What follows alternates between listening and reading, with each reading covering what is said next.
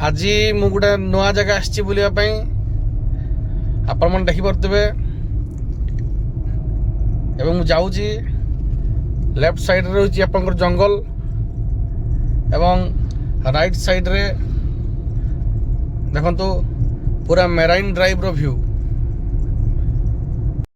ये होउछि हीराकुद जलभंडार एवं यही हीराकुद जलभंडार नील जलराशि एवं ता सहित लगी रही पहाड़ एवं जंगल मानकर सौंदर्य को किसी समय उपभोग कला परे आम गाड़ी दीर्घ 20 किलोमीटर आग को बढ़ी जाइथिला।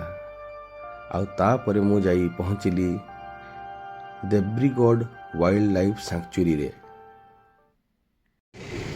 Hello friends, welcome back to my YouTube channel enter into the wild. तो आज आसी मु पहुँची जाइए देब्रीगढ़ वाइल्ड लाइफ सैंक्चुरी रे। आपण मैंने आगु नेशनल पार्क जो टाइगर रिजर्व देखते बा लायन पाई जो गिर नेशनल पार्क जो देखते किंतु देब्रीगढ़ नेशनल पार्क बा वाइल्ड लाइफ सैंक्चुरी जो अच्छी यहाँ खास कर आपणकर जो वाइल्ड बाइसन सुरक्षा कराई या सहित वाइल्ड बाइसन सहित भालू लेपर्ड्स एवं मंकी चितल डियर सांबर आउ बारहा एगुड़ा सब देखा जाती ये। तो चलतु एवं आम सफारी गाड़ी हुड खोला चलती। हुड बंद होता से भाई कहते धूड़ी उड़ब कि धूड़ी उड़ू पचे ओपन गाड़ी में जीवार मजाटा टी अलग तेणुक ओपन गाड़ी ही जावाई डिसाइड कली। तो चलतु मो गाड़ी आसी जेहेतु मु जड़े प्रकृति प्रेमी प्राकृतिक भावे जंगल भितर बसवास करुवा पशुपक्षी को देखापी मो मन अस्थिर हो जाए। आउ अस्थिरता को साथी धरी मु बढ़ी चलिली जंगल भितर को। यह थिला मोर प्रथम सफारी।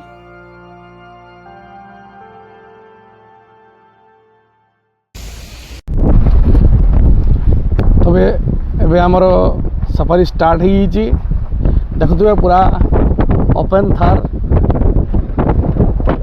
चल जंगल सफारी रे पूरा ओपन थार साउंडलेस एकदम साउंडलेस।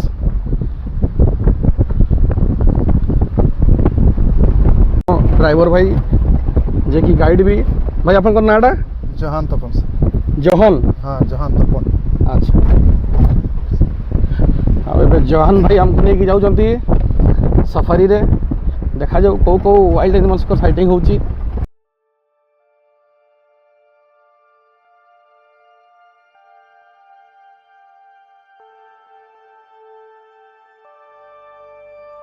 हठात मु देखा पाइली गोटे हनु मांकड़ बा लंगूर एवं ता पाखक जाई जेतेबेले आम गाड़ी अटकिला सेतेबेले देखु देखु राइट साइड रे थिले जोड़े बिलुआ बा जैकल। सी आमको एमती भाव देखु थाए सते जेमिति आमे तार जड़े अतिथि एवं ता सहित ता साथी मध्य आम आड़ को आसीथिला स्वागत करिया पई।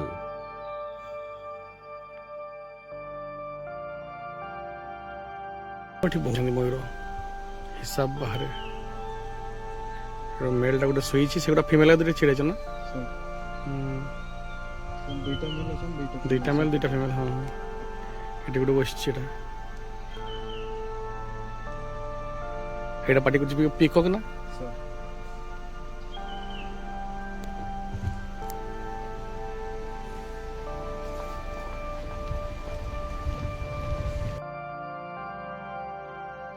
ये होउछि आम जातीय पक्षी मयूर।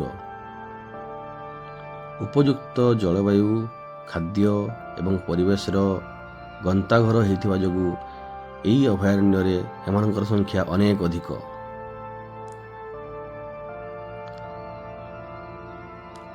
सेपटे हीराकुदर नील जलराशिर कड़े कड़े थिबा घास बा चारण भूमि गुड़िकरे अनेक संख्यार हरिण माने खाद्य खाऊथांती बा चरुथांती। ଏମାନଙ୍କୁ କିଛି ସମୟ ଦେଖିବା ପରେ ଆମେ ପୁଣି ଆଗକୁ ବଢ଼ି ଚାଲିଲୁ।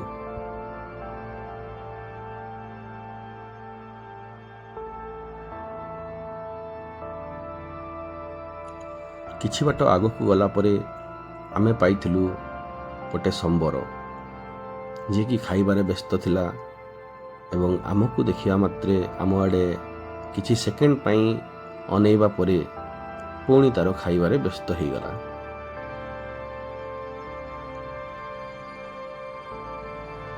ଏତେ ପର୍ଯ୍ୟନ୍ତ ଆମେ କିଙ୍ଗର ଦର୍ଶନ ପାଇନଥିଲୁ। କିଙ୍ଗ କିଏ ଆପଣମାନେ ପରବର୍ତ୍ତୀ ସମୟରେ ଜାଣିବାକୁ ପାଇବେ। ତେଣୁ ଏ ଭିଡ଼ିଓଟିକୁ ଅନବରତ ଭାବରେ ଆପଣ ଦେଖୁଥାନ୍ତୁ।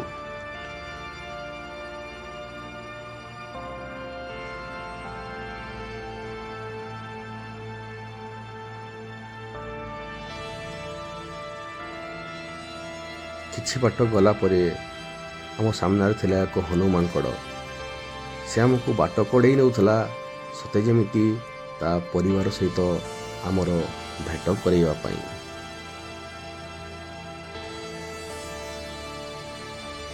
ମାଙ୍କଡ଼ ଏବଂ ତାର ପୁରା ପରିବାର ସହିତ ଆମର ଏକ ଭେଟ ହୋଇଥିଲା।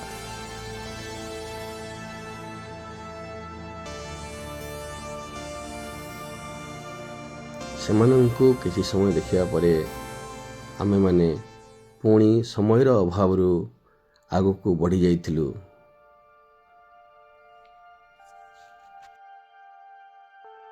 ଆଉ ହଠାତ୍ ଆମେ ଦେଖିବାକୁ ପାଇଥିଲୁ ଗୋଟେ ମେଲ୍ ସ୍ପଟେଡ୍ ଡିଅର୍ ବା ଅଣ୍ଡିରା ଚିତ୍ତଳ ହରିଣ। ଆମ ଶିମିଳିପାଳରେ ଥିବା ଏହି ସ୍ପଟେଡ୍ ଡିଅର୍ ମାନେ ସାଧାରଣତଃ ରାଜକୁଳା ସ୍ୱଭାବର ହୋଇଥାନ୍ତି, କିନ୍ତୁ ଏହି ଜଙ୍ଗଲରେ ତାର ତାରତମ୍ୟ ଦେଖା ଦେଇଥାଏ। ଏଠିକାର ହରିଣମାନେ ବ୍ୟବହାରରେ ବହୁତ ସାହସୀ ଏବଂ ନିର୍ଭୀକ। ସାଫାରି ଗାଡ଼ିର ପାଖରେ ଥିବା ସତ୍ତ୍ୱେ ସେମାନେ ହଠାତ୍ ଦୂରକୁ ଯାଆନ୍ତି ନାହିଁ ବା ଡରନ୍ତି ନାହିଁ।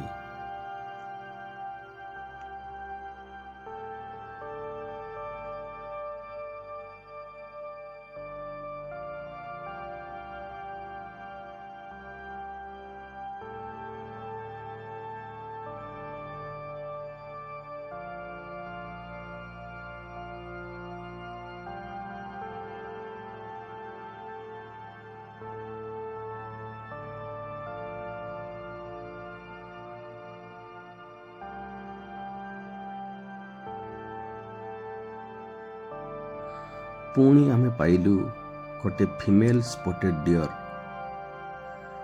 ସେ ତାର ଖାଦ୍ୟ ଖାଇବାରେ ପୁରା ବ୍ୟସ୍ତ ଥିଲା, କିନ୍ତୁ ହଠାତ୍ ଆମେ ପହଞ୍ଚି ଯିବାରୁ ଆମ ଆଡ଼କୁ କିଛି ସମୟ ସେ ଚାହିଁ ରହିଥିଲା।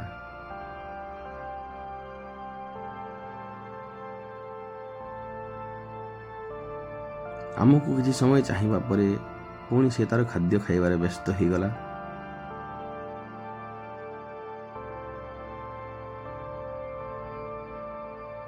କିନ୍ତୁ ଏବେ ସୁଦ୍ଧା ଆମେ କୌଣସି ଭାଲୁ, ଲେପର୍ଡ କିମ୍ବା ଗୟଳର ଦେଖା ପାଇନଥିଲୁ। ତେଣୁ ମୋ ମନ ଟିକେ ଦୁଃଖିତ ହୋଇଯାଇଥାଏ।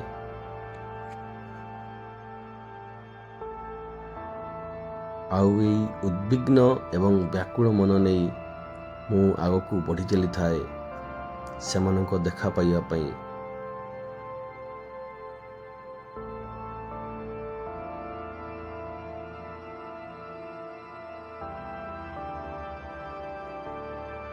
ଦେଖୁ ଦେଖୁ ଆମେ ପହଞ୍ଚିଗଲୁ ପାର୍ବତୀ ଟଙ୍ଗ ବା ଏଣ୍ଡ ପଏଣ୍ଟରେ, ଯେଉଁଠୁ କି ଆମକୁ ପୁଣି ରିଟର୍ଣ୍ଣ ଫେରିଯିବାକୁ ହେବ।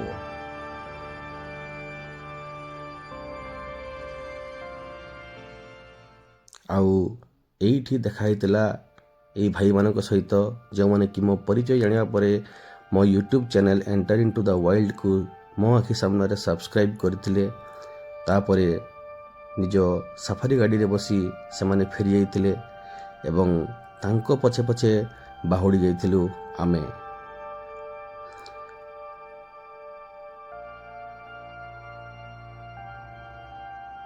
ବାଟରେ ଆମକୁ 2ଟି ବାରହା ଏବଂ ଗୋଟେ ହରିଣ ମଧ୍ୟ ଦେଖିବାକୁ ମିଳିଥିଲେ, କିନ୍ତୁ କ୍ଲିଅର ଭ୍ୟୁ ନଥିଲା।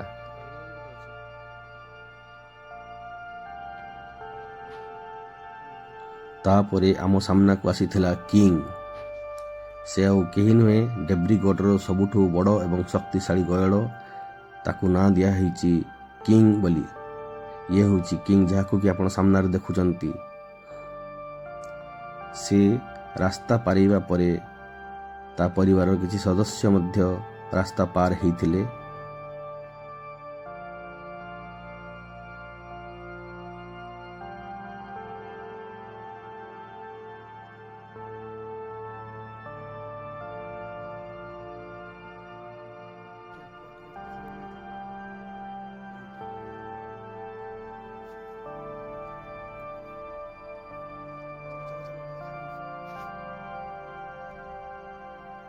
କିଛି ବାଟ ଆଗକୁ ବଢ଼ିବା ପରେ ଆମେ ଦେଖିବାକୁ ପାଇଥିଲୁ ଆଉ ଗୋଟେ ଗୟଳ, ଯିଏକି ଗୋଟେ ମୂର୍ତ୍ତି ପରି ଛିଡ଼ା ହେଇଥାଏ। ଆମର ଉପସ୍ଥିତି ଥିବା ସତ୍ତ୍ୱେ ତାର କୌଣସି ଫରକ ପଡ଼ୁନଥାଏ।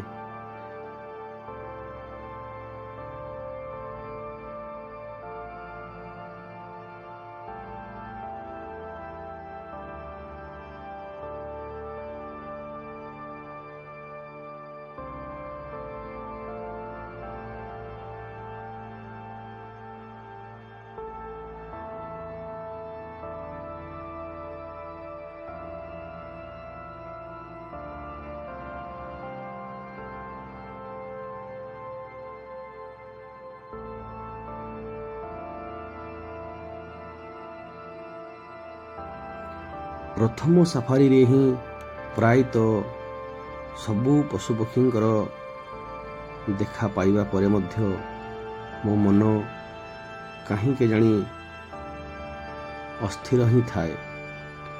କାରଣ ମୁଁ ମନେ ମନେ ଚାହୁଁଥିଲି ସାମ୍ନା ସାମ୍ନି କୌଣସି ଜଙ୍ଗଲୀ ଜୀବଜନ୍ତୁଙ୍କୁ ଦେଖିବା ପାଇଁ, ଆଉ ମୋର ଏଇ ଆଶାଟି ପୂରଣ ହେଇନଥାଏ। ତେଣୁ ମୁଁ ନିଶ୍ଚିତ କଲି ଯେ ଏଇ ଡେବ୍ରିଗଡ଼ ସାଙ୍କ୍ଚୁରୀରେ ପୁଣି ଗୋଟେ ସାଫାରି କରିବି। ତେଣୁ ସେଇ ସାଫାରିକୁ ଦେଖିବା ପାଇଁ ଆପଣମାନେ ଏ ଭିଡ଼ିଓର ନେକ୍ସଟ ପାର୍ଟ ନିହାତି ଦେଖନ୍ତୁ।